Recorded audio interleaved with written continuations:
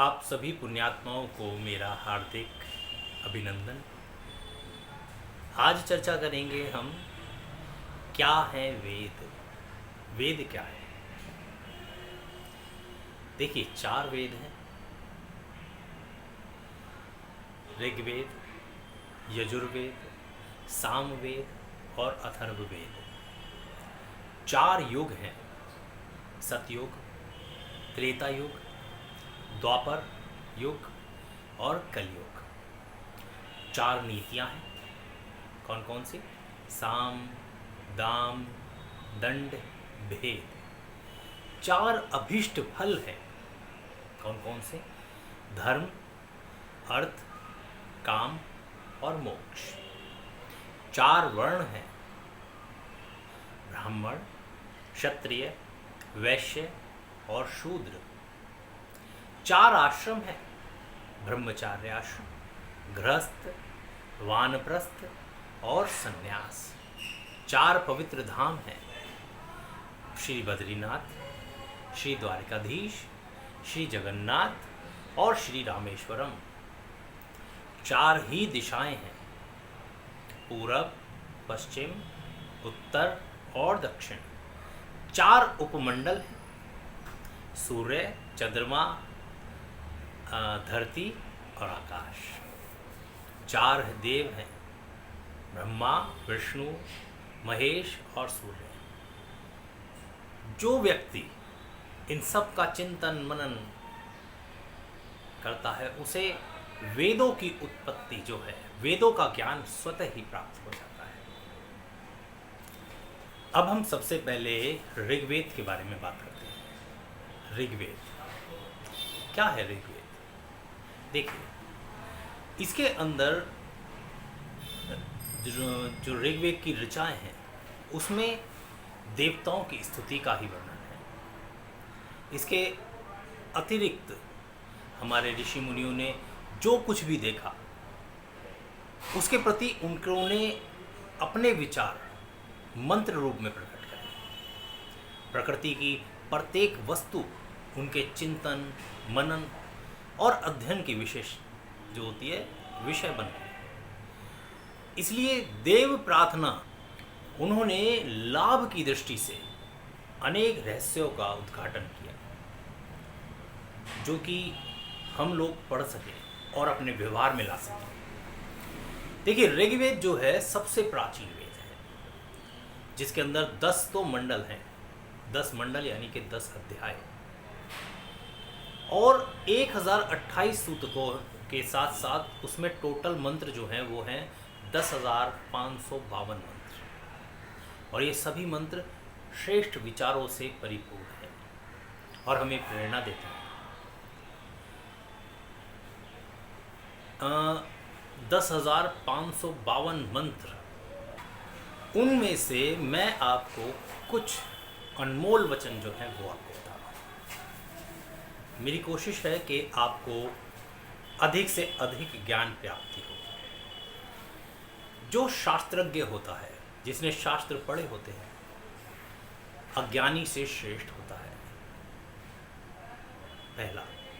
दूसरा, नास्तिक जो होगा और अज्ञानी जो होगा वो ही इस संसार में परेशान रहेगा, डूबेगा। हम सब अगर सरल सिंपल आचरण करें, दुष्ट वचन बोलने वाले स्वयं ही अपने आप ही नष्ट हो जाते हैं। ऐसा बिल्कुल वेदों के अंदर यही लिखा है कि आपने अगर शास्त्र पढ़ रहे हैं तो आप अज्ञानियों से श्रेष्ठ हैं। जो नास्तिक होगा और अज्ञानी होगा वही संसार में डूब जाएगा। हमें अच्छा आचरण करना चाहिए और बेकार व्यर्थ वाले बोल, दुष्ट वचन जो हैं नहीं बोलने चाहिए, नहीं तो हम स्वयं ही अपना नाश कर लेंगे। सत्य नियमों की प्रशंसा तभी फलीभूत होती है यदि आचरण भी उसी की तरह सत्य नियमों के अनुकूल हो।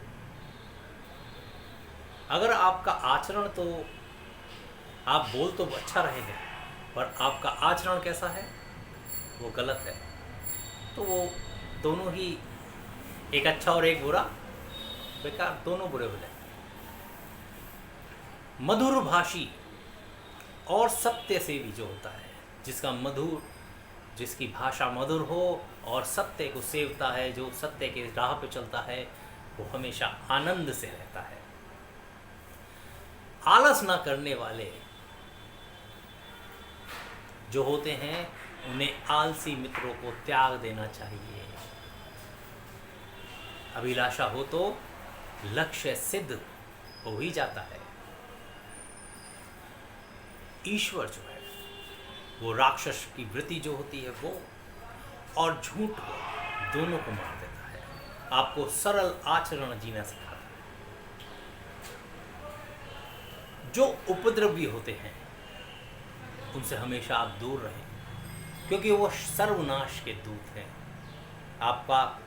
आप किसी भी अपने मित्र से जो उपद्रवी है, जो हमेशा लड़ाई झगड़ा या इन चीज़ों में लगा रहता है, अगर आप उसके साथ रहेंगे तो आप भी अपना सर्वनाश कर देंगे। कहता है ना कि कोयले की दलाली के अंदर हाथ, कपड़े, मुंह तक काला हो जाता है।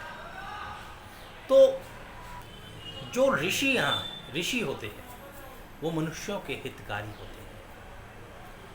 मिलकर अगर आप चलेंगे तो सबका कल्याण होगा।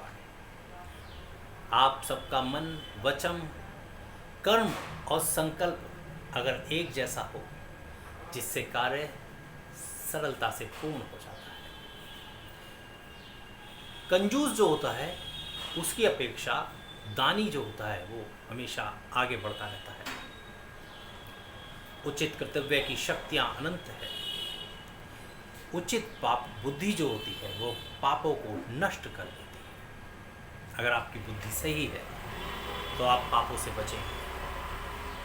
तो ये कुछ वेदों के अंदर कुछ ऐसी बातें लिखी गई हैं जो मैंने आपको प्रस्तुत की है, आपके सामने लाया। वेद पढ़िए। अगर आप वेद नहीं भी पढ़ते तो कम से कम वेदों को खरीदिए।